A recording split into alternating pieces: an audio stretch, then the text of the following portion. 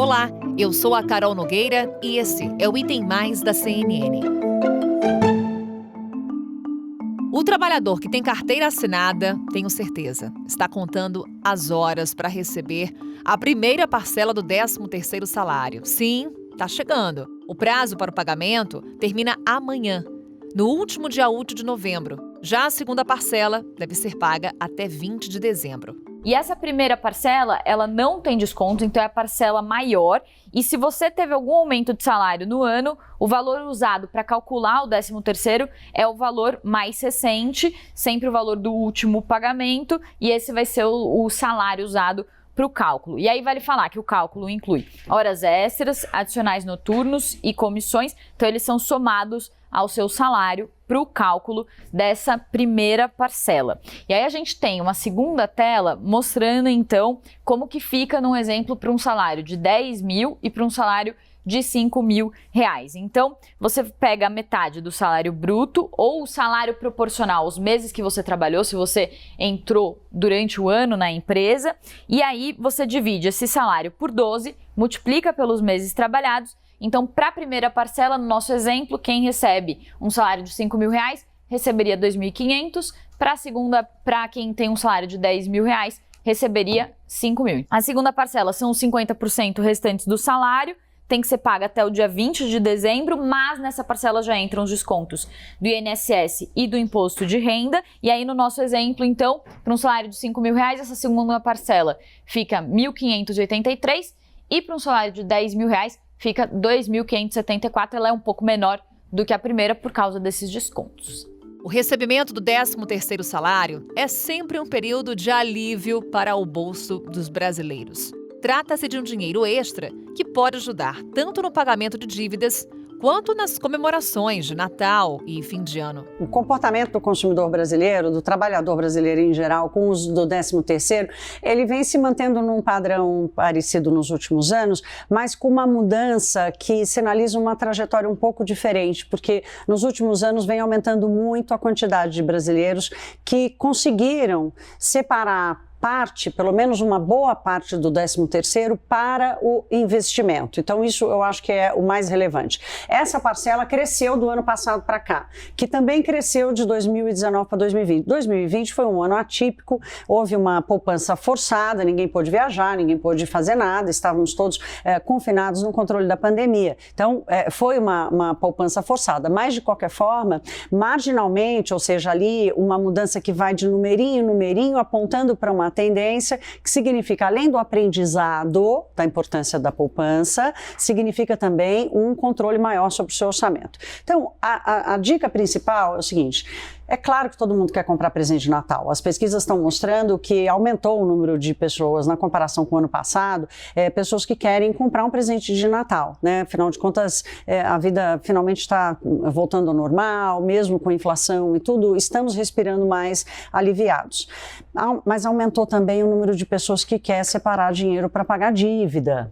Então, entre essas prioridades, a primeira delas é pagar a dívida, especialmente a dívida mais cara. Cartão de crédito, cheque especial, né? O cheque especial, a gente fez brincadeira aqui, mas eu sei que para muitas famílias brasileiras ele acaba servindo como um complemento, é uma dependência nociva, né? Já diminuiu, já foi muito pior a taxa de juros, mas ainda assim continua sendo proibitiva. Então, usar o 13º para tirar da frente aquele compromisso que é muito caro e é nocivo ao orçamento e à renda é a primeira prioridade. Depois pode separar um pouquinho. Se der para guardar, para fazer algum tipo de investimento, melhor ainda. Pode gastar fazendo uma viagem, pode gastar comprando um presentinho melhor, mas não pode nem se endividar por causa dessa compra e a prioridade vai ter que ser sempre pagar a dívida, especialmente aquelas mais caras. Uma pesquisa realizada pela Confederação Nacional do Comércio de Bens, Serviços e Turismo apontou que cerca de 12 milhões de famílias brasileiras estão endividadas. É o maior nível de endividamento já registrado pela Confederação, que analisa os dados há 11 anos. Entre as famílias endividadas, mais de 25% disseram que possuem contas em atraso. 10% afirmam que não terão condições de pagar as dívidas futuras. O cartão de crédito ainda é o principal vilão entre os inadimplentes. Representa quase 85% de todas as dívidas dos brasileiros. Em segundo lugar, aparecem os carnês. Além do endividamento, o brasileiro também tem que lidar com outro problema, o desemprego. A taxa no Brasil já é a quarta maior entre as principais economias do mundo. Os dados são da agência de classificação de risco Austin Rating. Atualmente, cerca de 13 milhões de pessoas procuram emprego no país. São os desafios da economia, do brasileiro, que tem que colocar as contas em dia. Mais do que nunca, 13º super aguardado. Thaís Herédia, nossa analista de economia aqui da CNN, está de volta aqui no Item Mais depois de um bom tempo, hein, Thaís? Que saudade que eu tava de você. Nem nos horários da CNN a gente consegue se encontrar. Bem-vinda. Eu sou do tipo que quando convida eu venho, Carol. Eu faço todo o esforço para participar. Que bom. Obrigada pelo convite, minha querida. E a gente agradece, claro. Thaís Herédia, expectativa aqui está muito grande para o 13º salário. A primeira parcela, prazo agora acaba amanhã, terça-feira, dia 30. Então, quem não recebeu, tem até amanhã para receber. Quem é funcionário com registro, com carteira assinada. É o momento de organizar um pouquinho a vida financeira, Thaís? Qual que é a importância do 13º para os trabalhadores? Você que trabalhou por anos cobrindo economia, quando a gente fala do trabalhador, como é que pesa essa primeira parcela agora no final do ano? Bom, primeiro, estamos no primeiro ano com uma sensação de um pouquinho mais de normalidade depois do ano passado com a Covid-19, com a pandemia. Enfim, vivemos o auge da pandemia até meados de maio, junho. Agora, nesse final de ano, o mercado de trabalho já voltou um pouco, puxado pela informalidade, mas ainda assim as pessoas voltaram a ter alguma renda. Lembrando que o 13º é pago a 1/3 dos trabalhadores brasileiros, que são aqueles que têm carteira assinada, a não ser que algum trabalhador que tenha um contrato com seu empregador tenha estabelecido esse pagamento, mas de qualquer forma, a cultura do 13º é uma cultura muito forte no Brasil. Agora, neste ano, as pesquisas mostraram que, apesar de toda a diversidade do que estamos vivendo agora, a tendência de utilização do recurso, ela continua a mesma. Então, em primeiro lugar, pagar dívida. Em segundo lugar, se comprar ou dar de presente Natal e Ano Novo. E o que aumentou na comparação com o ano passado, mas voltou para um patamar parecido de 2019, é fazer uma viagem, tirar férias no período entre Natal e o Ano Novo. Mas a prioridade continua sendo pagar dívidas. A diferença deste ano é que houve um endividamento, especialmente das famílias, que aproveitaram, por exemplo, um ano passado, ou mesmo no começo do ano, recebendo o auxílio emergencial e reformaram a casa, acabaram comprando uma coisa ou outra e comprometeram a sua renda. Então, o mais importante agora é priorizar o pagamento das dívidas mais caras, especialmente aquela que foi feita no cartão de crédito. Então, essa é a primeira prioridade. Se dar um presente a alguém, é uma coisa que dá alívio, que gera alegria. Agora, passado o Natal e o Ano Novo, ou deu presente ou foi viajar, tem que lembrar que a partir de janeiro, além da chuva do verão, tem a chuva de boleto. Vem todos os impostos do começo do ano, vem renovação de matrícula para quem tem filho, compra de material. Então, é uma enxurrada de custo nos 2, 3 primeiros meses do ano que quem conseguiu tirar o 13º para investir, de repente faz essa poupança para lidar com esse aumento de custo. A melhor coisa a se fazer é encontrar um equilíbrio entre acertar a dívida mais cara, ter direito ali a um lazer, a um presente e investir um pouco do dinheiro. Comprar um presente, viajar, a gente pode dizer que o 13º, ele consegue, em alguma medida, aquecer um pouco a economia? Aquece sim, esse historicamente é o que acontece, né? Tanto que novembro e dezembro, especialmente dezembro, são meses em que o varejo mais vende. A diferença agora, especificamente deste ano, que aí eu deixei para falar depois separadamente, é a inflação. Porque a inflação está corroendo o poder de compra das famílias. Então, mesmo que o trabalhador esteja numa condição melhor, esteja com alguma segurança do seu trabalho e tudo mais, o dinheiro está valendo menos, porque a inflação está muito alta. Então, mais um motivo de atenção na hora de fazer uma dívida nova, de comprar uma viagem, de comprar um presente parcelado, porque a inflação está aí, ela corrói o poder de compra. Isso significa que, além da parcelinha do presente da viagem, tem a perda causada pela inflação. Então, mais controle ainda sobre o orçamento. E aí a preocupação com o cartão de crédito, como você falava, Thaís. A gente faz aquela compra, parcela a perder de vista, a dívida está ali no cartão, que ainda é o principal vilão quando a gente olha para o endividamento do brasileiro. O que explica isso? É falta de planejamento? É a inflação que está consumindo aí o nosso poder de compra? Olha, primeiro tem um mercado que oferece muito produto. Então, as pessoas recebem 1, 2, 3 cartões com limites diferentes, às vezes limites que superam 2, 3 vezes a sua renda mensal. Então, só aí já tem um mercado que vai para cima do consumidor. E o consumidor despreparado ou sem uma educação financeira adequada enxerga aquilo uma oportunidade e não uma armadilha. Para todo ato de consumo, sempre vai haver uma oportunidade e sempre pode haver uma armadilha. O que me preocupa no Brasil é que não só a inadimplência, o cartão de crédito é um instrumento, a inadimplência maior está no cartão de crédito que tem o maior juro, mas é também a aplicação de um aprendizado que, inclusive, deu acesso ao consumo a muitos brasileiros, que é assim, não importa quanto custa a geladeira, importa é se a parcela cabe no meu bolso. E de parcelinha em parcelinha, os cartões vão ficando lotados. A dívida do cartão de crédito, ela vira uma coisa praticamente impagável, com juros de 370%, 350% ao ano. Então, a atenção aqui tem que ser voltada ao seguinte: 30 parcelinhas de R$20 dá muito dinheiro. Ou 10 parcelinhas de R$50 é muito dinheiro. Então, essa divisão entre os cartões, essa divisão entre as parcelas, sem se dar conta, inclusive, se vai pagar 2, 3 produtos lá na frente, porque simplesmente se deu a sensação de que podia pagar a parcela, é que é a grande armadilha. Então, é ter vários produtos e ter a sensação de que, porque a parcela é pequenininha, ela não vai consumir a minha renda. E ao contrário, de parcelinha em parcelinha, você acorda com um boleto gigantesco na sua frente e não sabe como pagar. E no cenário que a gente vive, Thaís, com a inflação do jeito que está, essa parcela se torna ainda mais arriscada, correto? Ela se torna mais arriscada porque a tendência dos juros é subir nos próximos meses, Nós temos um Banco Central que está anunciando que vai levar a taxa de juros para um nível bem mais alto. E a expectativa hoje é para 2 dígitos. Nós vamos voltar a ter taxa de juros de 2 dígitos depois de 6, 7 anos. Então, esse preparo, essa percepção, esse alerta é super importante, Porque a taxa de juros vai subir. Eu vou pagar o mínimo do cartão de crédito. Aí é que a coisa vira uma bola de neve, uma avalanche mesmo. Então, cuidado redobrado. Para 2022, educação financeira tem que estar no topo desse planejamento. O governo federal lançou na semana passada o novo Marco de Garantias, um projeto que busca estimular o acesso ao crédito pela população a partir da mudança do sistema de garantias para a obtenção de empréstimos.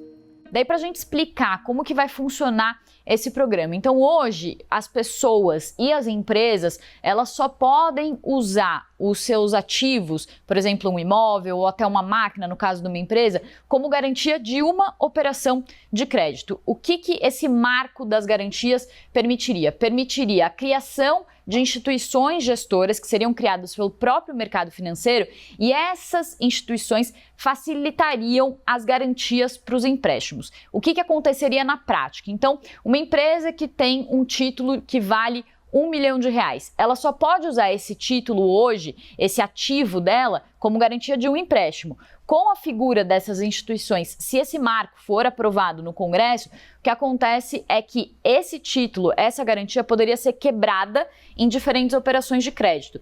E o mesmo vale para uma pessoa. Então, eu tenho um imóvel de R$500 mil. Hoje eu só posso usar esse imóvel como garantia de uma operação de empréstimo. Inclusive existe essa operação no mercado hoje que é aquele crédito com garantia de imóvel. Então eu tenho um imóvel, eu posso refinanciar esse imóvel, usar esse imóvel como garantia e com isso ter acesso a juros mais baixos. O que acontece com essa instituição é que elas vão facilitar as garantias das operações de empréstimo. Então, por exemplo, esse imóvel que eu tenho, ele poderia ser usado, se eu fizer um empréstimo de R$200 mil, ele vale 500, sobrariam R$300 mil ali do imóvel que hoje não pode ser usado como garantia para outro empréstimo, ele passaria a poder ser usado. E aí qual que é o objetivo de tudo isso? É reduzir taxa de juro, porque os empréstimos com garantia, eles são mais seguros para o banco, eles têm menos risco, então o banco consegue reduzir os juros e além disso também facilitar o acesso ao crédito, porque hoje uma operação que não tem uma garantia muito boa, ela às vezes nem acontece, o banco ele nem fornece esse empréstimo. Então com mais garantias e com essas garantias funcionando melhor, isso poderia acontecer. A falta de garantias é apontada como um dos maiores entraves do mercado de crédito no Brasil, já que encarece os financiamentos e inviabiliza projetos de longo prazo. Depois do anúncio do novo projeto, o secretário de Política Econômica do Ministério da Economia, Adolfo Saxida, disse à CNN que o novo marco de garantias deve democratizar o acesso ao crédito no país. Olha só, o novo marco de garantias, de maneira direta, é mais crédito e menos juros para o trabalhador e para o empreendedor. O que nós estamos fazendo? Nós estamos criando um verdadeiro mercado de garantias aberto. É o Open Garantia. Do mesmo jeito que o Open Bank fez uma revolução, agora é a vez do Open Garantia. Deixa eu dar um exemplo. Pega uma pessoa que vai comprar um imóvel de 100 mil reais. Ela pegou 10 mil emprestado e comprou o imóvel de 100 mil. O imóvel inteiro fica em garantia do banco. Pô, tá errado isso. A garantia do banco tem que ser os 10 mil. O resto é do empreendedor, é do trabalhador. Então, quando você permite que você use toda a sua garantia, a taxa de juros dos empréstimos cai.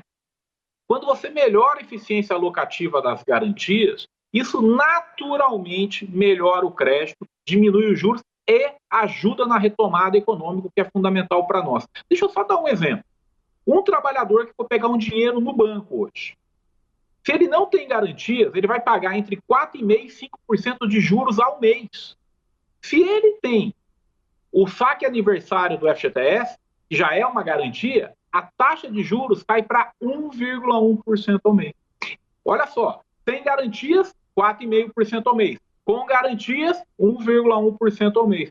Esse é o efeito de você melhorar a qualidade das garantias e o acesso ao crédito para o trabalhador e para o empreendedor. Porque o empreendedor vai poder pegar dinheiro mais barato agora também e investir mais, gerar mais emprego e mais renda. E seguimos aqui com a Thaís Herédia para entender como vai funcionar esse novo projeto. E principalmente, Thaís, o que permeou a concepção desse projeto? Para entender a importância desse projeto, preciso olhar um pouco para o que aconteceu no mercado de crédito nos últimos anos e o perfil do mercado de crédito no Brasil. Do tamanho da economia que o Brasil é, do tamanho do país, do seu mercado consumidor, nós temos aqui uma carteira de crédito, ou seja, quantidade de pessoas e de operações e de concessões de crédito muito pequeno na comparação com outros países comparáveis com o Brasil. Países emergentes, com economias em desenvolvimento. Pouco mais de 55% do PIB, né, de tudo que geramos de riqueza. Há países emergentes comparáveis a nós que têm 70%, 80%, até 100% do PIB em crédito. Significa que temos um espaço gigantesco para crescer. Por que não conseguimos fazer isso? Porque o crédito no Brasil, além de caro e com uma taxa de juros historicamente muito alta, o arcabouço legal que prevê a utilização e aplicação de garantias e a recuperação das garantias, quando há inadimplência, é muito ruim. Aqui no Brasil, a taxa de recuperação de uma garantia é de 13%, 14%, quando a média mundial é acima de 50%, se aproximando de 60%. Ou seja, isso significa que a cada R$1 emprestado ou dado como garantia, só se recupera 13 centavos ou 14 centavos. E isso se transforma num custo gigantesco. Então, essa proposta do governo cria um instrumento novo para ampliar a possibilidade do cidadão, do consumidor, ter um ativo que sirva para ele de garantia em várias operações. Quer dizer, tem um aprendizado pela frente aí, tem a criação de um novo agente no setor financeiro, não tem dinheiro público envolvido nisso, tem a criação dessas intermediadoras que vão pegar o ativo de um consumidor e fracionar esse ativo para que ela possa servir de garantia em várias operações diferentes. Então, é um avanço institucional importante, demorou demais para a gente chegar nesse ponto, né? Quer dizer, há uma estrutura judicial envolvida nesse mercado de garantias e de crédito mais caro. Ela é uma proposta positiva, ela é um avanço importante para o Brasil, pode dar ao Brasil instrumentos de aumentar o seu mercado de crédito e dar ao consumidor o poder de negociar uma garantia com várias operações e buscar a melhor taxa, a melhor condição de financiamento no mercado.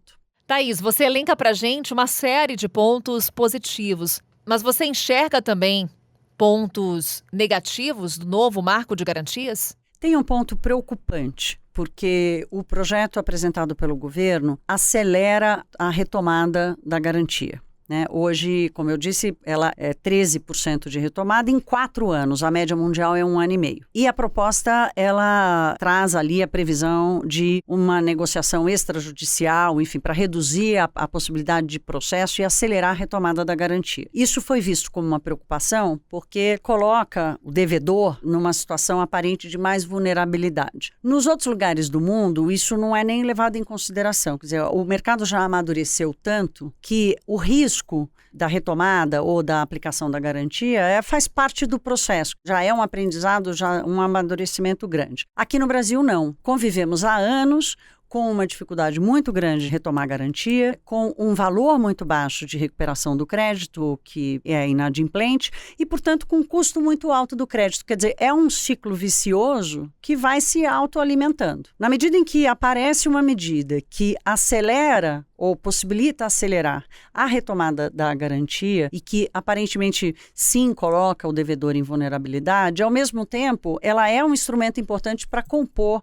essa mudança da estrutura, do fundamento do mercado de crédito. Então, vamos ver como o Congresso vai avaliar isso, mas, de qualquer forma, não dava para mexer só de um lado, tinha que mexer do outro também. Thaís Herédia, mais uma vez, obrigada por estar conosco. Venha sempre, principalmente quando o assunto é educação financeira, é muito bom contar com a tua ajuda. Pode me trazer, pode me convidar. Vamos esperar um pouquinho para ver como vai andar esse projeto e a gente retoma essa conversa para entender como caminhou esse debate. 13º nas mãos, hora de se planejar e, claro, de fazer contas. Amanhã a gente se vê com essa primeira parcela no bolso de muitos brasileiros. Até lá! Com a minha apresentação, Carol Nogueira, este podcast foi produzido pela Maremoto para a CNN Brasil. Roteiro e pesquisa, Maíra Alfradique. Pauta e produção, Danilo Santana. Edição e sonorização, Ana Mariquito. Coordenação geral, Paula Weinberg. Coordenação de produto, Verônica Schneider. Coordenação editorial, Diego Toledo. Direção de jornalismo digital, Daniel Tosi. Você também pode ouvir o Item Mais no site da CNN Brasil e aproveite para conhecer os nossos outros programas em áudio. Acesse cnnbrasil.com.br/podcasts.